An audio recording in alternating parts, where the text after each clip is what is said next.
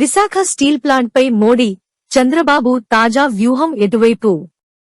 Visakha steel ప్లాంట్పై Chandrababu, Pawan కూటమి ప్రభుత్వ వైఖరి రోజుకొక విధంగా మారుతున్నది. ప్రైవేటీకరణ, ఉపసంహరణ, సొంత గనుల కేటాయింపు, సెయిల్లో విలీనం కోసం కేంద్ర బీజేపీపై ఒత్తిడి చేయడం మానేసి ఆర్థిక ప్యాకేజీ చుట్టూ ప్రదక్షిణలు చేస్తున్నారు.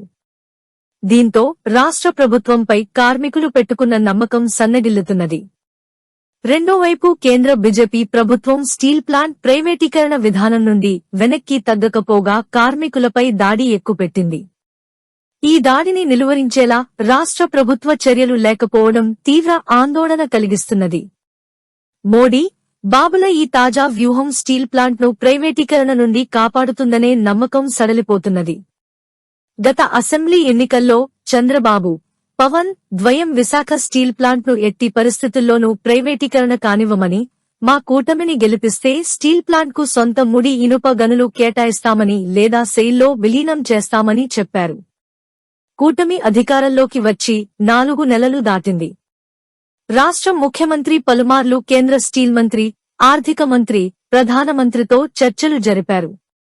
అయినా ఇప్పటివరకు కేంద్ర బీజేపీ ప్రభుత్వం మాత్రం ప్లాంట్ ప్రైవేటీకరణను ఉపసంహరిస్తున్నట్లు ప్రకటన చేయలేదు. ముఖ్యమంత్రి కూడా దీనిపై ఒత్తిడి చేయటం లేదు. తాజాగా ఆర్థిక ప్యాకేజీని ముందుకు తీసుకొస్తున్నారు. ప్లాంట్ పూర్తి స్థాయిలో నడవాలంటే తప్పని సరిగా కేంద్ర ప్రభుత్వం ఆర్థిక ప్యాకేజీ ప్రకటించాల్సిందే. అప్పుల భారం తగ్గించాల్సిందే. కానీ ప్రైవేటీకరణ ఉపసంహరిస్తున్నాం అనే ప్రకటన చేయకుండా ఆర్థిక ప్యాకేజీనే ముందుకు తీసుకురావటం వల్ల ప్లాంట్ సమస్యకి శాశ్వత పరిష్కారం లభించదు. ప్లాంట్కి వచ్చిన సమస్యలన్నీ ప్రైవేటీకరణ నిర్ణయం వల్లే. ప్రైవేటీకరణ ఉపసంహరిస్తేనే అన్ని సమస్యలకు శాశ్వత పరిష్కారం దొరుకుతుంది. ఇప్పుడు రాష్ట్ర ప్రభుత్వం దీనిపై స్పష్టత ప్రకటించకుండా దాచిపెడుతున్నది. కాకపోతే మేం అధికారంలో ఉన్నంతకాలం ప్రైవేటీకరణ కానివ్వం అంటున్నారు. దీని అర్థమేమిటి? ప్రైవేటీకరణ నిర్ణయం నుండి బీజేపీ ప్రభుత్వం వెనక్కి వెళ్లదని చెప్పటమే. ఇటీవల ముఖ్యమంత్రి స్టీల్ ప్లాంట్పై మాట్లాడిన మాటలు బీజేపీ వాదనలను మరింత బలపర్చేవిగా ఉన్నాయి. గత 3 ఏళ్ల నుండి బీజేపీ విశాఖ స్టీల్ ప్లాంట్పై అనేక విధాలుగా దుష్ప్రచారం చేస్తున్నది. ఇప్పుడు చంద్రబాబు నాయుడు స్టీల్ ప్లాంట్పై వేస్తున్న ప్రశ్నలు, చేస్తున్న వాదనలు ఇలాంటివే. ప్రైవేట్ స్టీల్ ప్లాంట్లకి లాభాలు వస్తుండగా విశాఖ స్టీల్ ప్లాంట్కు ఎందుకు నష్టాలు వస్తున్నాయి? అప్పులు ఎందుకు పెరుగుతున్నాయి? గతంలో ప్లాంట్ BIFRకి వెళ్లినప్పుడు ఆర్థిక సహాయం అందించాం. మళ్లీ ఇప్పుడు ఎందుకు ఇవ్వాల్సి వస్తున్నది? ఎంతకాలం ఇలా ఇస్తాం? ప్రతిసారీ సెంటిమెంట్ ముందుకు తీసుకొస్తున్నారు. సెంటిమెంటు ఎంతో కాలం పని చేయదు. ప్లాంట్ సొంత కాళ్లపై నిలబడాలి అని ముఖ్యమంత్రి మాట్లాడారు. ఇవన్నీ ఆయనకు తెలియనివి కావు. ఎందుకు మళ్లీ వీటిని తెరపైకి తెస్తున్నారు? ఎన్నికలకు ముందు ఈ వాదనలు ఎందుకు చేయలేదు? అధికారంలోకి వచ్చిన తరువాత ఈ పల్లవి ఎందుకెత్తుకున్నారు? వీటిని కావాలనే పథకం ప్రకారం ముఖ్యమంత్రి ముందుకు తీసుకొస్తున్నారు. బీజేపీ కూడా విశాఖ స్టీల్ ప్లాంట్ నష్టాల్లో కూరుకుపోయిందని, ఇది నష్టాల కంపెనీ అని, దీనిని ఎంతమాత్రం ప్రభుత్వ రంగంలో ఉంచకూడదని ప్రచారం చేసింది. మొత్తంగా ఇది నష్టాల పరిశ్రమ అనే భావన కల్పించాలనే లక్ష్యంతో తెలుగుదేశం కూటమి, కేంద్ర బీజేపీ ప్రభుత్వం కలిసి ఈ వాదనలను ముందుకు తీసుకొస్తున్నాయి. కేంద్ర, రాష్ట్ర ప్రభుత్వాలు ముందుకు తెస్తున్న వాదనలన్నీ పూర్తిగా దురుద్దేశంతో కూడుకున్నవి. వాస్తవంగా విశాఖ స్టీల్ ప్లాంట్ నష్టాల పరిశ్రమ కాదు. ఇప్పటివరకు మొత్తం 12,900 కోట్ల లాభాలు పొందింది. 2018, 19లో కూడా లాభాలు పొందింది. 2021, 22లో అయితే అత్యధిక టర్నోవర్తో లాభాలు గడించి రికార్డు సృష్టించింది. ఇదే ఏడాది విశాఖ స్టీల్ ప్లాంట్ను అమ్ముతున్నట్లు బీజేపీ ప్రభుత్వం ప్రకటన చేసింది. ఇక్కడ నుండి ప్లాంట్ను దెబ్బతీసే కుట్రలు ప్రారంభమయ్యాయి. 73 లక్షల టన్నుల ఉత్పత్తి సామర్థ్యాన్ని వినియోగంలోకి రానివ్వకుండా ఉత్పత్తి పెరుగుదలను అడ్డుకుంది. ఉత్పత్తికి కీలకమైన 3వ బ్లాస్ట్ ఫర్నేస్ను అర్ధాంతరంగా మూసేసింది. ముడిసరుకు, వర్కింగ్ క్యాపిటల్ సమస్యని సృష్టించి మరో బ్లాస్ట్ ఫర్నేస్ను కూడా మూసేసి ప్లాంట్ని నష్టాల్లోకి నెట్టింది. అప్పులు ఎందుకు పెరిగాయి? సొంత లాభాల రిజర్వు నిధులతో పాటు బ్యాంకుల నుండి మరో 12,000 కోట్లు అప్పులు తీసుకుని ప్లాంట్ని 34 లక్షల టన్నుల నుండి 73 లక్షల టన్నుల సామర్థ్యానికి విస్తరించింది. ఈ విస్తరణ వల్ల అదనంగా 10,000 మందికి ఉద్యోగ అవకాశాలు కల్పించబడ్డాయి. అయితే కేంద్ర బీజేపీ ప్రభుత్వ ప్రైవేటీకరణ వైఖరి వల్ల పూర్తి సామర్థ్యం వినియోగంలోకి రాలేదు. ఫలితంగా అప్పులు పెరిగాయి. మరో ముఖ్యమైనది స్టీల్ ప్లాంట్కి సొంత ముడి ఇసుక గనులు లేవు. దేశంలో అన్ని ప్రైవేట్, ప్రభుత్వ పరిశ్రమలకు సొంత ముడి ఇనుప గనులు కేటాయించారు. విశాఖ స్టీల్ ప్లాంట్ ఉత్పత్తి ప్రారంభించిన తరువాతే దేశంలో ప్రైవేట్ స్టీల్ ప్లాంట్ల నిర్మాణం జరిగింది. వీటన్నింటికీ పుష్కలంగా ఇనుప గనులు కేటాయించారు. విశాఖ స్టీల్ ప్లాంటుకు మాత్రం ముడి ఇనుప గనులు, బొగ్గు గనులు కేటాయించకుండా వివక్షత చూపుతూ వస్తున్నారు. ఫలితంగా స్టీల్ ప్లాంట్పై ఏడాదికి కనీసం 3,000 కోట్ల అదనపు భారం ముడి ఇనుప గనుల వ్యయం మీదే పడుతున్నది. ప్రతి టన్ను ముడి ఇనుముపై 5 నుండి 8,000 వరకు ఖర్చు చేయాల్సి వస్తుంది. ఫలితంగా ఉత్పత్తి ఖర్చులు పెరిగి స్టీల్ ప్లాంట్ నష్టాలు చవిచూస్తున్నది. ఈ కఠోర వాస్తవాలన్నీ తెలుగుదేశం జనసేన కూటమి ప్రభుత్వ కళ్ల ముందు కనిపిస్తున్నవే. కాని కార్మికులు ఎక్కువ మంది ఉన్నారని, పని చేయడం లేదని, అందువల్లే నష్టాలు వస్తున్నాయని తప్పుడు ప్రచారం చేస్తున్నారు. 2000 సంవత్సరంలో ప్లాంట్కి కేంద్ర ప్రభుత్వం క్యాపిటల్ రీస్ట్రక్చరింగ్ కింద సహాయం అందించింది. దీనినే పదే పదే ప్రచారం చేస్తున్నారు. ఏదో దానధర్మం చేస్తున్నట్లు, దయాదాక్షిణ్యంగా ఇస్తున్నట్లు వీరి ప్రచారం ఉంది. కేంద్ర ప్రభుత్వం ఇచ్చిన 2,937 కోట్ల సొమ్మును తిరిగి చెల్లించటంతో పాటు ఇప్పటివరకు కేంద్ర, రాష్ట్ర ప్రభుత్వాలకి పన్నులు, డివిడెండ్ల ద్వారా 58,000 కోట్లు తిరిగి చెల్లించిన వాస్తవాలను కప్పిపుచ్చి ప్లాంట్పై దుష్ప్రచారానికి ఒడిగట్టారు.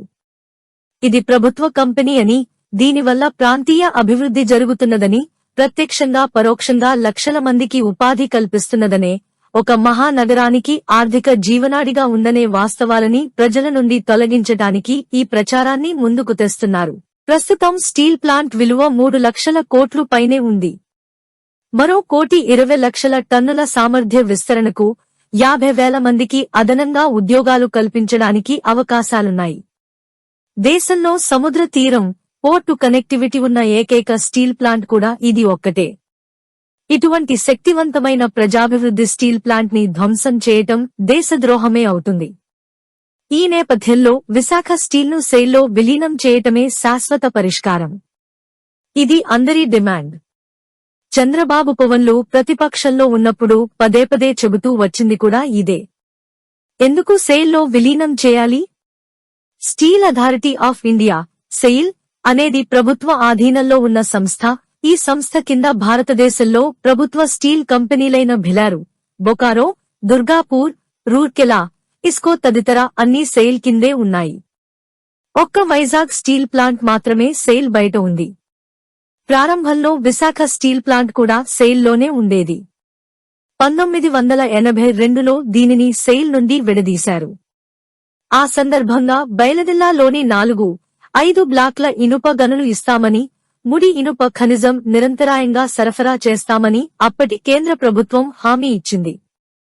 సెయిల్లో ఉద్యోగులకు ఉన్న సదుపాయాలన్నీ విశాఖ స్టీల్లో కూడా అమలు చేస్తామనే భరోసా కూడా ఇచ్చారు. కాని ఇచ్చిన హామీ ప్రకారం సొంత ముడి ఇనుప గనులు కేటాయించలేదు. ఈ పరిస్థితుల్లో తిరిగి సెయిల్లో విలీనం చేయటమే సరైన పరిష్కారం. సెయిల్ దగ్గర పెద్ద ఎత్తున ముడి ఇనుప గనులు ఉన్నాయి. దీంతో స్టీల్ ప్లాంట్కి ముడి ఇనుప గనుల సమస్య పరిష్కారం అవుతుంది.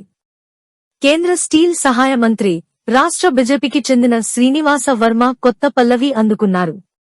సెయిల్లో విలీనం చేయటానికి టెక్నికల్ సమస్యలు ఉన్నాయని, 35% వాటాలు అమ్మబడ్డాయని అంటున్నారు. అంటే సెయిల్లో విలీనానికి బీజేపీ అంగీకరించటం లేదని తేలిపోతున్నది. అందువల్లే ముఖ్యమంత్రి సెయిల్లో విలీనంపై ఒత్తిడి చేయటం లేదని తెలుస్తున్నది. ఇప్పుడు పరిస్థితి ఏమిటి? ఒకవైపు విశాఖ స్టీల్ ప్లాంట్ను రక్షిస్తాం, ప్యాకేజీకి చర్చిస్తున్నాం అని రాష్ట్ర ముఖ్యమంత్రి పదే పదే ప్రచారం చేస్తుండగా, రెండో వైపు కేంద్ర బీజేపీ ప్రభుత్వం ప్లాంట్పై దాడి తీవ్రతరం చేసింది. రాత్రికి రాత్రే ఎలాంటి నోటీసులు ఇవ్వకుండానే 4,200 మంది కాంట్రాక్టు కార్మికులను తొలగించడానికి ప్రయత్నం చేశారు. ఆఫీసర్లను ఇతర ప్లాంట్లకు బదిలీ చేస్తున్నారు.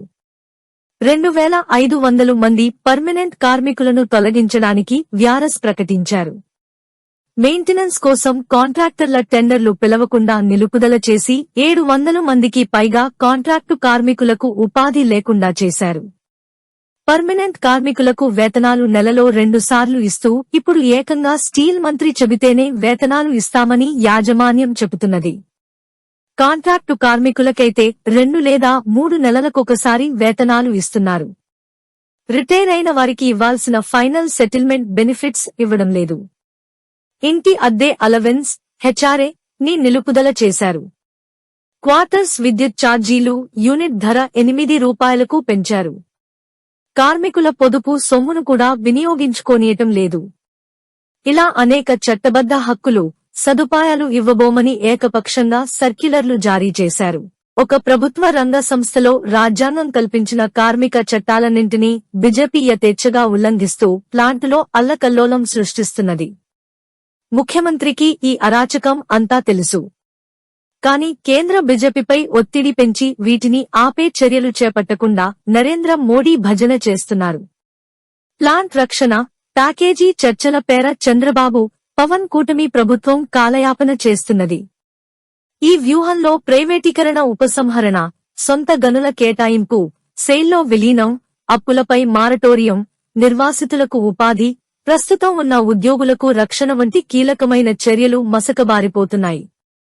ఈ వ్యూహం విశాఖ స్టీల్ ప్లాంట్ భవిష్యత్తుకి తీవ్ర నష్టం. రాష్ట్ర ప్రభుత్వం ఈ వైఖరి వీడాలి. కేంద్ర బీజేపీపై ఒత్తిడి పెంచి తక్షణం ప్రైవేటీకరణ ఉపసంహరిస్తూ ప్లాంట్ని సెయిల్లో విలీనం చేస్తున్నట్లు ప్రకటన చేయించాలి. ఈ నిర్ణయమే రాష్ట్రానికి భవిష్యత్తు. Welcome to our YouTube channel. Don't forget to like, subscribe and share the videos.